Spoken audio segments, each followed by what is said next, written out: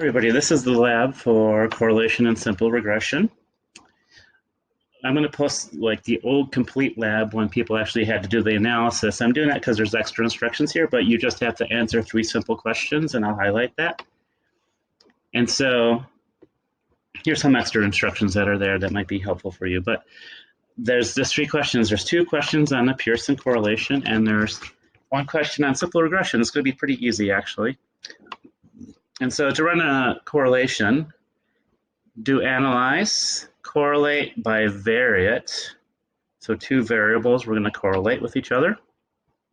And here I just selected some variables already. Actually, I'm going to reset it because I want to show you something.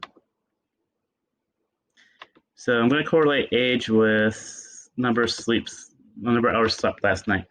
The reason I'm doing that is because the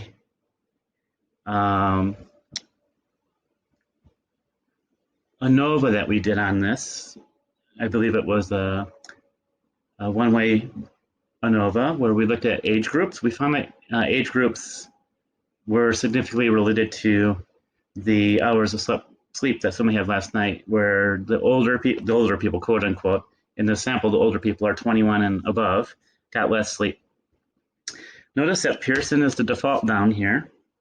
Pearson is when we're looking at 2 variables that are at least approximating interval. But notice you can do a Spearman correlation here if you have ordinal data. And for the first time, I believe, we have a choice of a 2-tailed and a 1-tailed significance. So we want 1-tailed. In this case, I know that, I don't know, I'm predicting that there'll be a negative correlation because older people seem to get lesser sleep in this sample than younger people. But we don't know if that's going to be a linear quality because we looked at it with ANOVA. So let's just make that prediction so we can do a 1-tail. And if we are in the positive, so if I predict negative, but the correlation is positive, even if it's significant, we're out of it. We said it's going to be negative, it's positive, even if it's significant, we have to say that it's not significant for our findings. So you just press OK. Pretty easy stuff. So let's sketch this so you can see it more clearly. And there's some similar instructions. Excuse me, there's a bug on my screen and it's driving me crazy. So there's similar instructions in the lab document. This bug was my screen.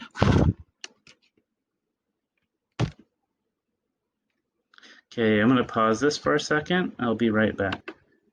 Okay, let's continue then. So here's our output. Don't know if I can drag this or not. So here's our output. I'll make it a little bit bigger. Don't know why it feels like it's off center, but we'll just deal with it. It's not too bad. So actually, this is age. There's a very long sort of prelude to it.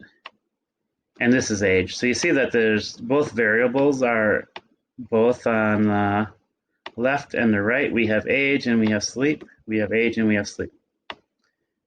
So basically, one thing you should ignore is a variable against another variable. I don't like this about the output, but they've been doing this forever and they keep on doing it.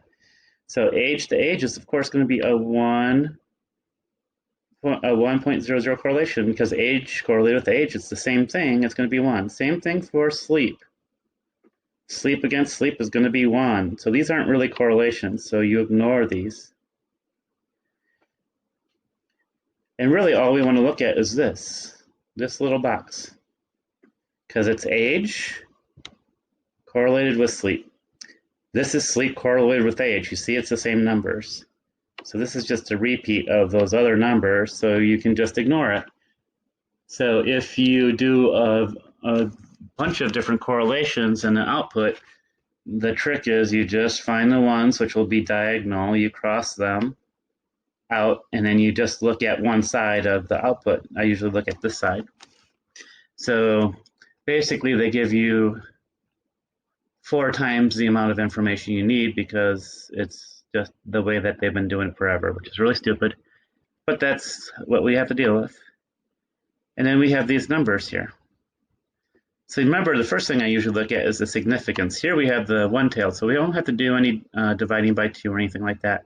And remember, we're looking for something that's less than 0.05. Remember our alpha, which is us saying we can live with a 5% of a type 1 error.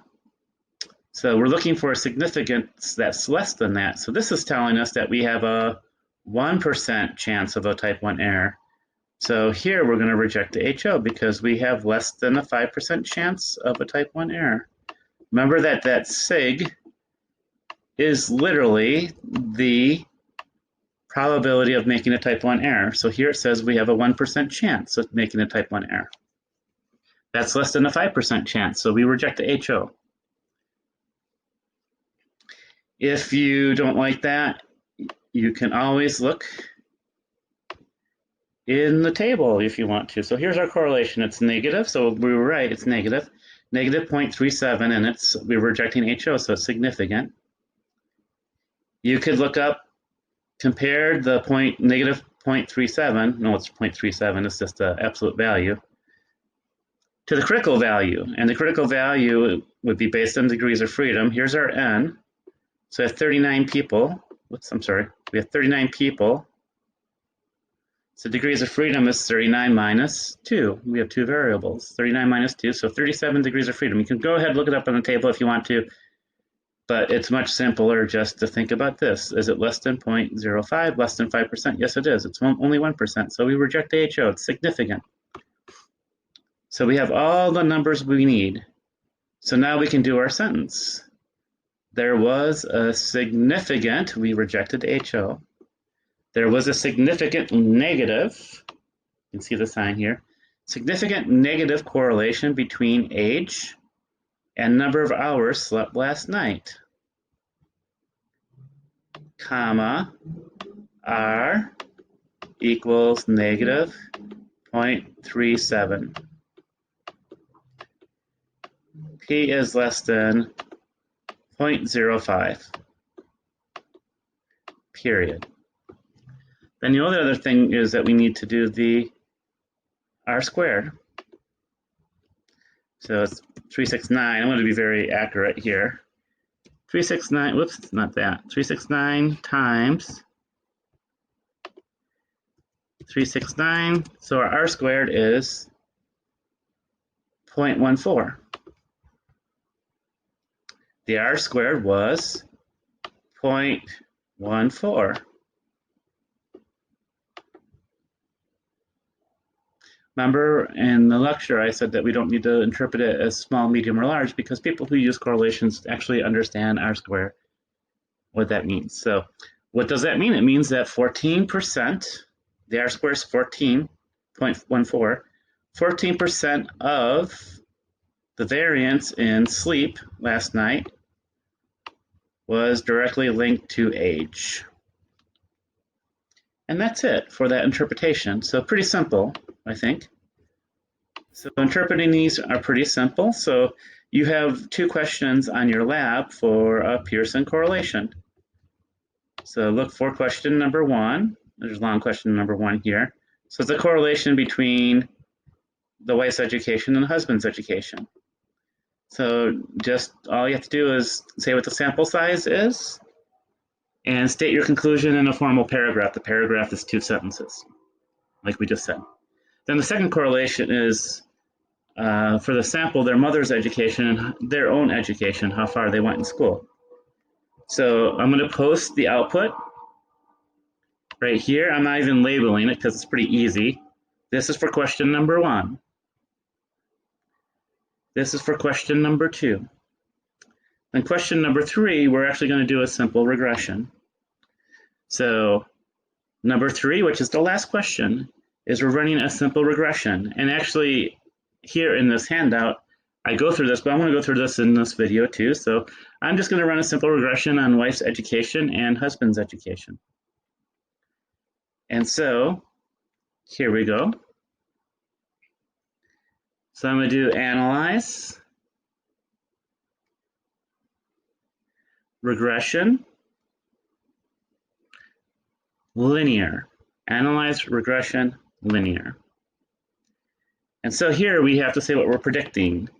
And so I'm going to look back at this instructions. So it says we're going to predict wife's education. So the wife's education is the DV. So wife's education is going to be the DV. Give me a second.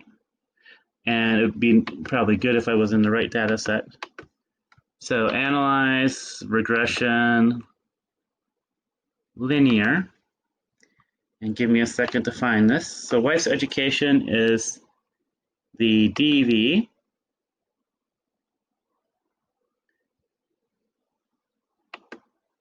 Give me a second. Yeah, it's one of those that doesn't have a thing. Oh, let me reset this. Yeah. Wife's education. It's right here. That's the DV. So we're going to try to predict the wife's education from the husband's education. So the thing we're trying to predict is the DV. The thing we're using to predict it is the IV here. It's not an IV. We're not manipulating. It's just called an IV. And the same thing. Doesn't have to be an IV. It could be a PV. Then you just press OK. There's lots of fancy things over here. We don't need to get into that. Just press OK. And let's look at our output. And here's our output. We're going to look at two things. So I'm going to highlight two things. And I have to do it separately.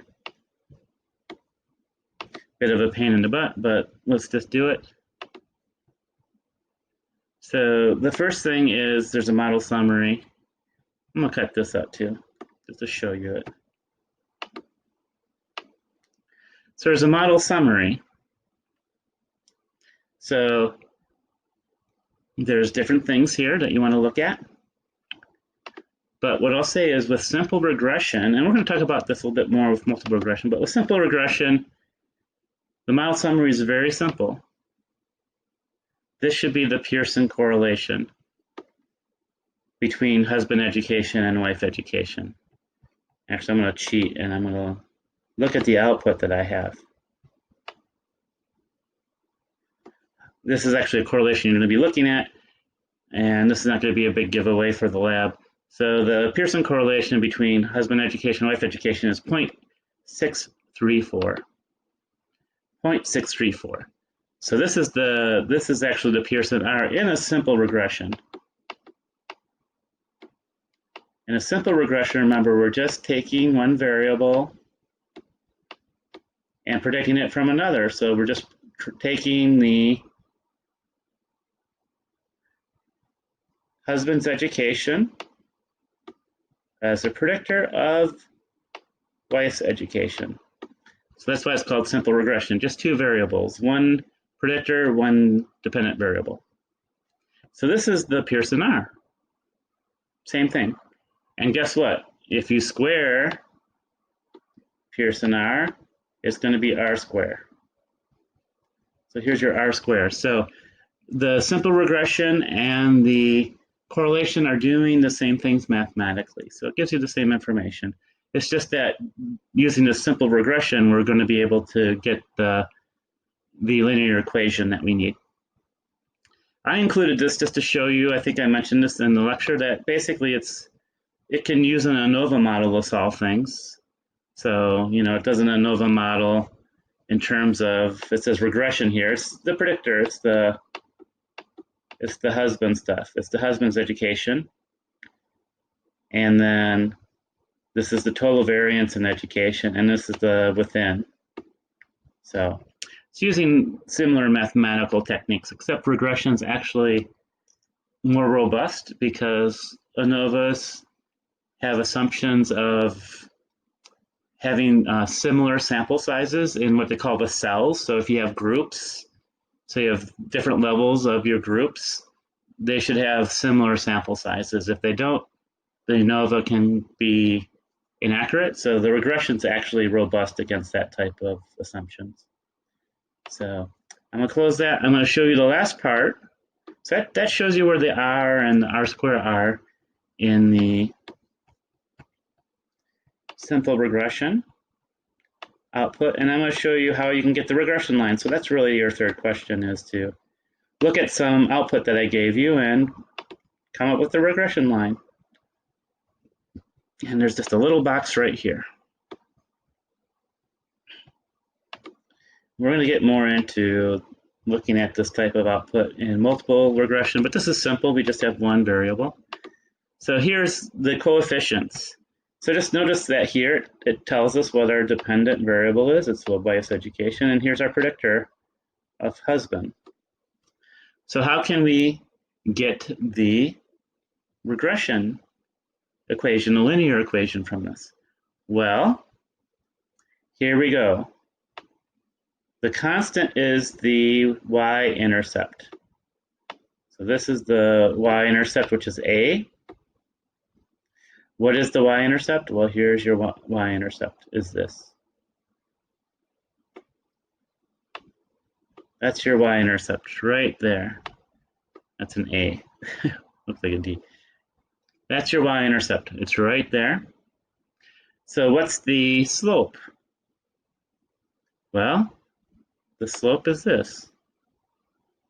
See, there's a little b here, although it's a capital B, but this is the slope. So that's the slope of your line.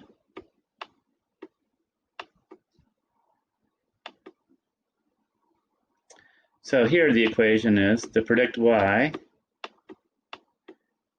you take, we round things to a second decimal in general. So round this to 0.52. 0.52 times x, so that's our slope, 0.52, plus this, our y-intercept, it's 637. So that is our linear equation. It's very simple. Y-intercept, slope, right here. And so that's what your third question is you're given this type of output for a problem and you're asked to give the linear equation. And that is at the bottom of your output that I give you. It's a simple regression, it should say.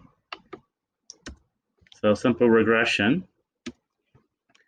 And you're giving the whole output, not the whole output, you're given the necessary output. So all you do is you state the linear equation. So again, there's lots of little notes here, but